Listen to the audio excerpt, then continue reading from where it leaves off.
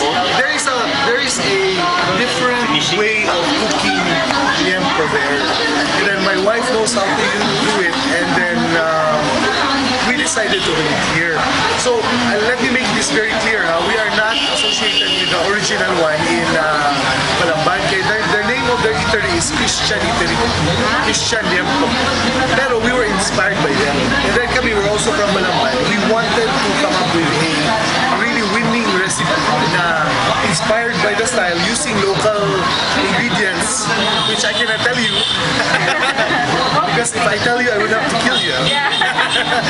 Then we use local herbs, and of course we use a very distinct way of cooking which makes it different. And then our principle or philosophy is, I don't want to go into business if I don't have a winning product. So we look far and wide what product to introduce, and then lo and behold we thought, let's bring this here. Why? Number one, Filipinos in general like grill, sugba. They like inasal, and of course they like baboy. So why not go to the most common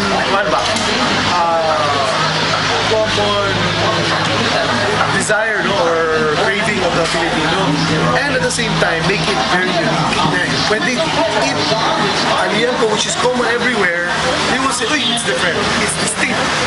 So we came up with a different formulations. Yeah, we can start eating it later.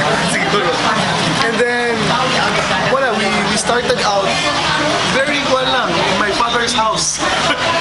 Nasa garahe, murag hole in the wall ba? Like a hole in the wall business. Yung ko dad, gina ako mag-business. Siya ko sige, ibutang lang sa garahe. Yung siya, napa siya yung car, yung siya, asa mo natin ibutang, ibalik na naman sa car. And then, na-inspired ko because I always read more magazines like Gaylord. Entrepreneur magazines ba? Later na.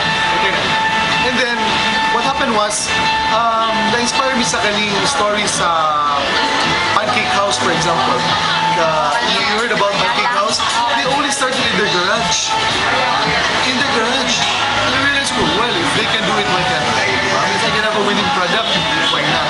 Of course, I'll use all the learnings that I have sa corporate world, and ako sa food industry, and at the same time, I use my expertise from my wife and make a winning product. So we formulated it, dugay, many takes niya, tinawan ako sa mga tao, and then mga friends, and then finally we introduced this one. Of course, we registered, and we opened our first branch a month ago, and then we decided to let Cebu hear about it.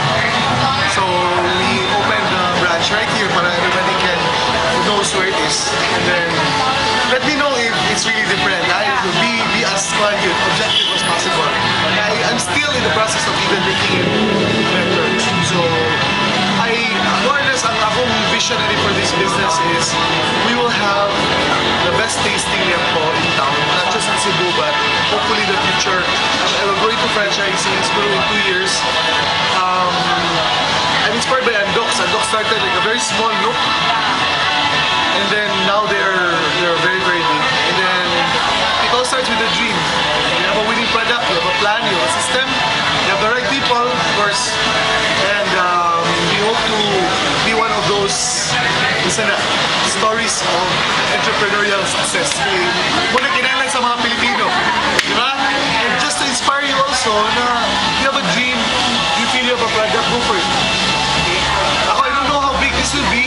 All I know is I'm trying my best na it will be well accepted by the... Sige, so enjoy.